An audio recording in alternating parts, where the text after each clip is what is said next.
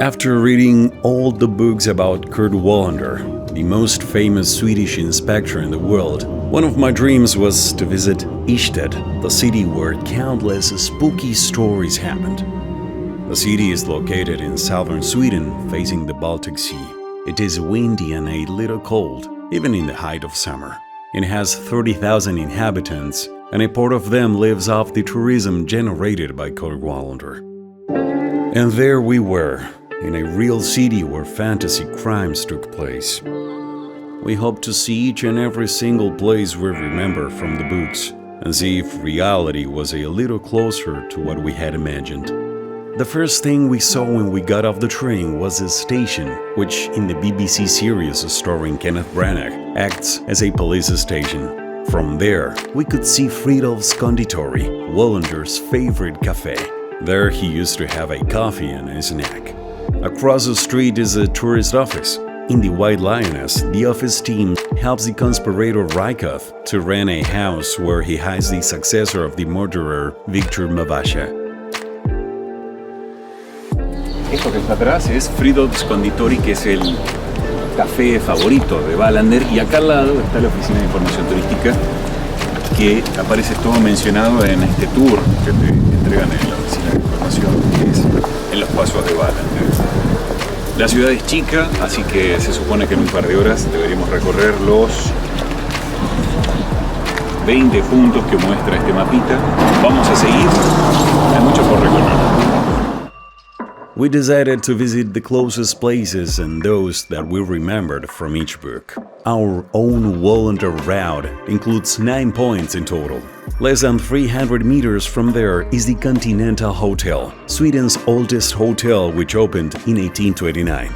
This is one of Wallander's favorite restaurants, where he usually takes his daughter Linda when he wants to celebrate an important event. For those interested in dining there, the usual Wallander table can be reserved, which is under a crystal chandelier.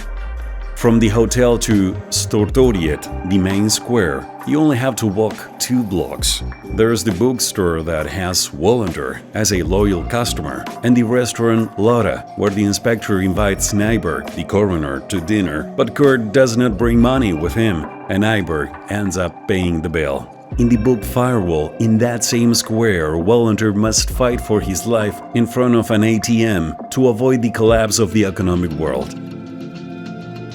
Less than a block away is St. Mary's Church, where Wallander and Mona, his ex-wife, were married in 1870. The ceremony was conducted by Mona's confirmation priest, and there was also held the funeral of Svedberg, Wallander's murdered colleague. And if we keep walking, in just a few meters we are in Lilla Norregatan, the street where Svedberg's house is located, on a 3rd floor somewhere on this street. In one step behind, on August 9, 1986, Wallander and Martinson find their partner murdered in his own home, his head shattered. We keep walking down that street, and when we reach the intersection with Slattergatan, we see the front of the Ystad Allehanda, the local newspaper that reported every one of the murders Wallander had to investigate.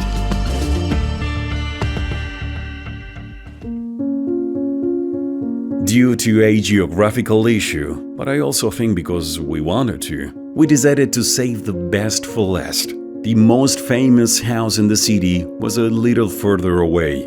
Only 10 blocks separated us from Mariagatan 10, the address of Kurt Wallander's house. And for us, it was the most expected place. A lot happened here. Wallander had been drunk countless times. Murderers had stalked him behind doors. It was his place, his home, and we were very close. Seguimos caminando por una de las calles cerca del centro. Se supone que esta o la que sigue es Mariagatán. Estamos cerca. We were very excited to be there.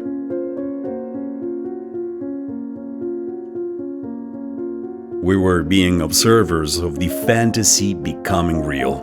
Estamos en el 12B.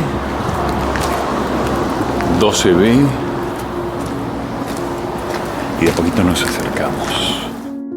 There we were, in his street, which exists in a door of an actual apartment, which almost allows you to fantasize about the idea that the most famous inspector in Sweden could show up, and why not, ask us in a suspiciously and perhaps aggressive way, "What the hell were we doing there?"